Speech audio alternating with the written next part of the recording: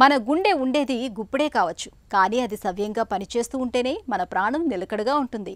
ఆ పిడికెడు గుండెలో ఎక్కడ ఏ చిన్న అవాంతరం తలెత్తినా అది చివరికి గుండెపోటు రూపంలో ఏకంగా మన ప్రాణాలకే ఎసరు పెట్టే అవకాశం ఉంటుంది. మనకు ప్రాణాధారమైన పిడికెడు గుండెను 10 కాలాల పాటు పదిలంగా ఉంచుకోవటానికి తరచూ కొన్ని రకాల పరీక్షల్ని చేయించుకుంటూ ఉండాలని చెబుతారు డాక్టర్లు. గుండె ఆరోగ్యాన్ని భద్రంగా ఉంచే ప్రాథమిక ఆరోగ్య పరీక్షల గురించి డాక్టర్ని అడిగి ఇప్పుడు తెలుసుకుందాం.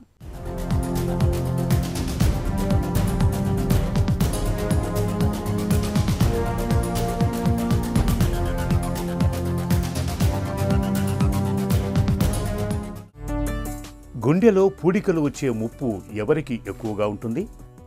గుండె రక్తనాళాల్లో పూడికలు ఏర్పడటం వల్ల హార్ట్ అటాక్స్ అనేవి వస్తుంటాయి. ఇలా గుండె రక్తనాళాల్లో పూడికలు ఏర్పడటానికి అనేక రిస్క్ ఫ్యాక్టర్స్ ఉంటాయండి. ఇందులో చాలా వరకు మనం నియంత్రించుకోగలిగిన రిస్క్ ఫ్యాక్టర్సే ఎక్కువ ఉంటాయి అన్నమాట. వీటిలో ప్రధానమైనది ఒకటి స్మోకింగ్ చేయటం, అంటే సిగరెట్లు తాగటం. రెండోది ఏంటంటే షుగరు ఎక్కువ వారిలో గుండె జబ్బులు రావచ్చు. బీపీ ఎక్కువ ఉండటం, లేదా కొలెస్ట్రాల్ లెవెల్స్ బాగా ఎక్కువ ఉండటం, అండ్ బాగా ఊబకాయం ఎక్కువ ఉండటం, స్ట్రెస్ లెవెల్స్ చాలా ఎక్కువ ఉండటం. ఇవన్నీ కూడా మనకి గుండె జబ్బులు రావడానికి దారి చేసే కారణాలు అన్నమాట. గుండెకు సంబంధించిన పరీక్షల్ని ఏ వయసు నుంచి మొదలు పెట్టాలి? ఎవరైనా కానీ జనరల్గా 25 సంవత్సరాల వయసు దాటిన వారు ఒకసారి జనరల్ చెకప్ చేసుకోవటం అనేది చాలా ఇంపార్టెంట్ అండి. అంటే ఇంతకుముందు నేను చెప్పిన రిస్క్ ఫ్యాక్టర్స్లో చాలా రిస్క్ ఫ్యాక్టర్స్ మనం చెకప్ చేసుకుంటే తప్ప మనకి లక్షణాలు ఏమి కనిపించనివి మన బాడీలో ఉండొచ్చు అనమాట. సో ఇలాంటి రిస్క్ ఫ్యాక్టర్స్ ముందుగా ఐడెంటిఫై చేయటం అనేది చాలా ఇంపార్టెంట్. అంటే ఉదాహరణకి కొలెస్ట్రాల్ లెవెల్ బాగా ఎక్కువ ఉందనుకోండి, ఎటువంటి లక్షణం ఉండదు, మనం చెక్ చేస్తే తప్ప తెలియదన్నమాట. అదేవిధంగా కొద్దిమందిలో షుగర్ ఉండొచ్చు, బీపీ ఉండొచ్చు. ఇలాంటి వాటిలో కూడా అందరిలోనూ లక్షణాలు అనేవి కనిపించకపోవచ్చు అన్నమాట. సో అందుకని జనరల్గా చెప్పేది ఏంటంటే 25 సంవత్సరాలు దాటిన వారు ఎవరైనా ఒకసారి చెకప్ చేసుకోవటం అనేది చాలా ఇంపార్టెంట్. ఆ చెకప్ చేసుకున్నప్పుడు మనకి ఏమి రిస్క్ ఫ్యాక్టర్స్ కనిపించకపోతే అంతా బాగానే ఉంటే 5 సంవత్సరాలకు ఒకసారి చెక్ చేసుకుంటే సరిపోతుంది. అదే 45 సంవత్సరాల వయసు దాటిన వారైతే రిస్క్ ఫ్యాక్టర్స్ లేకపోయినా కూడా సంవత్సరానికి ఒకసారి జనరల్ చెకప్ చేసుకుంటే మంచిదన్నమాట. ఈసీజీ ఎక్కువ పరీక్షలతో గుండెలో సమస్యల్ని ఖచ్చితంగా పసిగట్టవచ్చా?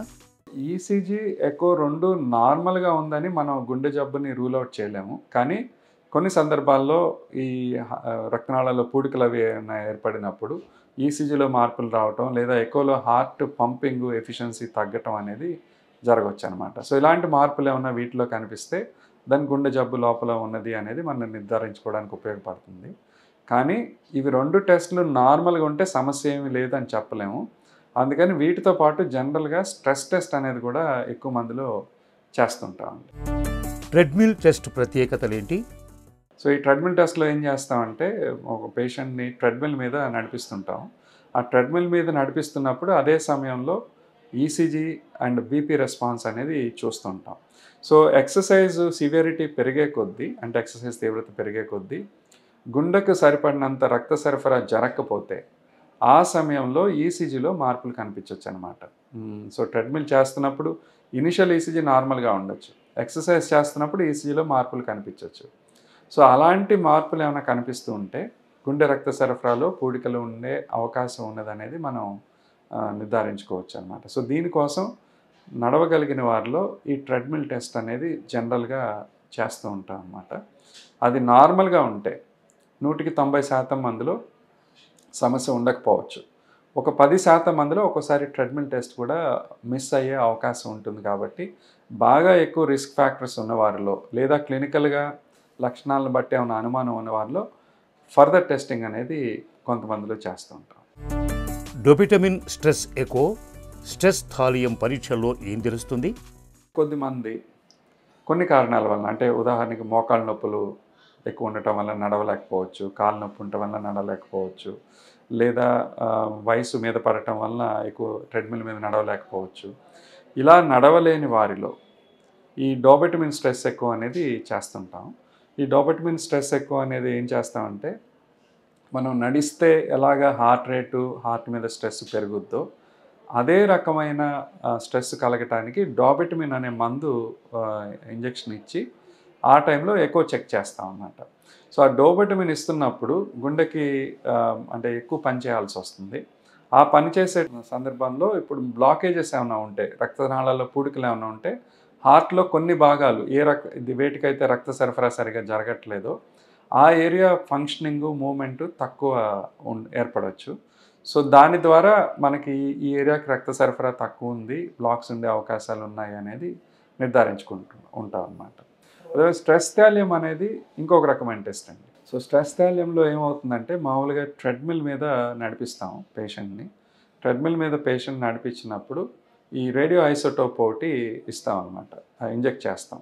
ఆ ఇంజెక్ట్ చేసినప్పుడు మనకి గుండెలో రక్త సరఫరా అంతా బాగుంటే గుండెలో అన్ని భాగాలకి కూడా ఈ రేడియో ఐసోటోప్ సమంగా డిస్ట్రిబ్యూట్ అవుతూ ఉంటుంది.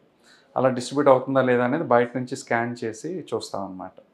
బట్ ఏదైనా రక్తనాళంలో పూడిక ఉండి గుండెలో ఒక భాగానికి రక్త సరఫరా కనుక తగ్గితే ఆ స్కాన్ చేసినప్పుడు ఆ భాగానికి రక్త సరఫరా తగ్గింది, ఎంత తగ్గింది అనేది మనం నిర్ధారించుకోవడానికి స్ట్రెస్ థాలియం ద్వారా వీలవుతుంటుంది అన్నమాట. City angiogram ప్రత్యేకతలేంటి? సో లోపల రక్తనాళాల్లో పూడికలు ఉన్నాయా లేదా, ఉంటే ఎంత ఉన్నాయి, ఏంటి పర్సంటేజ్ అనేది తెలుసుకోవడానికి కామన్గా 2 రకాల టెస్టులు చేస్తుంటాం. ఒకటేంటంటే కన్వెన్షనల్ యాంజియోగ్రామ్ అండి. కన్వెన్షనల్ యాంజియోగ్రామ్ అంటే మనకి ఈ మణికట్టు దగ్గర ఉన్న రక్తనాళం ద్వారా ఓ సన్నటి క్యాథెటర్ హార్ట్ వరకు పంపించి, మణికట్టు దగ్గర నుంచి కానీ లేదా తొడలోని రక్తనాళం ద్వారా కానీ సన్నటి క్యాథెటర్ హార్ట్ వరకు పంపించి ఆ క్యాథెటర్ ద్వారా మందిచ్చి కొన్ని ఎక్స్రేస్ అనేవి తీసుకుంటాం క్యాత్ ల్యాబ్లో. సో అందులో మనకి ఎగ్జాక్ట్గా రక్తనాళాల్లో పూడికలు ఉన్నాయా లేదా, ఉంటే ఎంత పర్సంటేజ్ ఉన్నాయి, ఎక్కడెక్కడ ఉన్నాయి, ఈ పూడికలు ఏ రకంగా ఉన్నాయి, వాటికి ఫర్దర్గా ట్రీట్మెంట్ ఏ విధంగా చేయాలనేది నిర్ధారించుకోవడానికి అవకాశం ఉంటుంది. అయితే ఈ యాంజియోగ్రామ్ అనేది మనకి ఇన్వేజివ్ టెస్ట్. ఇన్వేజివ్ అంటే మనం లోపల క్యాథెటర్ పంపిస్తున్నాం, రక్తనాళాల్లోకి చొప్పిస్తున్నాం అన్నమాట ఈ క్యాథెటర్. అలా కాకుండా నాన్ ఇన్వేజివ్ టెస్ట్ కింద సిటీ యాంజియోగ్రామ్ అనేది ఉపయోగపడుతుంది అన్నమాట. సో సిటీ యాంజియోగ్రామ్లో ఏం చేస్తామంటే మనకు మామూలుగా సెలైన్ ఇచ్చినట్లే కాంట్రాస్ట్ ఇంజెక్షన్ ఇచ్చి సిటీ స్కాన్ చేస్తాం. సో ఇందులో ఏంటంటే మనకి లోపల క్యాథెటర్లు కానీ ఇతర మెటీరియల్ పెట్టడం కానీ ఉండదు. మందిచ్చి స్కాన్ చేయడం ద్వారా మనకి గుండె రక్త సరఫరాలో పూడికలు ఉన్నాయా లేదా, ఎక్కడున్నాయి అనేది తెలుసుకోవడానికి అవకాశం ఉంటుంది. కాకపోతే కన్వెన్షనల్ యాంజియోగ్రామ్కి సిటీ యాంజియోగ్రామ్కి చూస్తే సిటీ యాంజియోగ్రామ్లో అడ్వాంటేజ్ ఏంటంటే మనకి it's a non invasive test. అంటే మన బాడీలోకి క్యాథెటర్ పంపించడం ఏమి ఉండదు, అడ్మిషన్ అవసరం లేదు, అవుట్ పేషెంట్గానే చేయొచ్చు. So it's a non invasive and simple test. So అందులో మనకి సిటీ యాంజియోగ్రామ్లో బ్లాక్స్ ఉన్నాయా లేదా అనేది తెలుస్తుంది. కాల్షియం స్కోర్ టెస్ట్తో గుండెపోటు ముప్పు తెలుస్తుందా? నార్మల్గా గుండె రక్తనాళాల్లో కాల్షియం అనేది ఉండకూడదు అనమాట. ఒకవేళ కాల్షియం స్కోరు 0 ఉండాలి. ఒకవేళ ఇది పెరుగుతుంది అనుకోండి, అంటే 200, 300, 400 ఇలా కాల్షియం స్కోర్ పెరుగుతుంది అనుకోండి, దెన్ అది మనకు ఒక సూచన అనమాట. అంటే లోపల రక్తనాళాల్లో కొలెస్ట్రాల్ డిపాజిట్ అవటం, కొన్ని బ్లాక్స్ ఏర్పడటం మొదలయ్యింది అనేది. సో ఆ కాల్షియం స్కోర్ కనుక ఎక్కువ ఉంటే ఫర్దర్గా కొన్ని టెస్టులు చేసి లోపల బ్లాక్స్ ఎంత పర్సంటేజ్ ఉన్నాయి అనేది నిర్ధారించుకోవాల్సిన అవసరం ఉంటుంది. సో సిటీ కాల్షియం స్కోర్ అనేది కూడా ఒక స్క్రీనింగ్ టెస్ట్ కింద వాడుకోవచ్చు. గుండెను ఆరోగ్యంగా ఉంచుకోవటానికి ఆహార వ్యాయామాలతో పాటు తరచూ ఈసీజీ, ఎకో, టీఎంటీ వంటి పరీక్షల్ని చేయించుకుంటూ ఉండాలి. అప్పుడే మన పిడికెడు గుండె చక్కటి ఆరోగ్యంతో ఉంటుంది.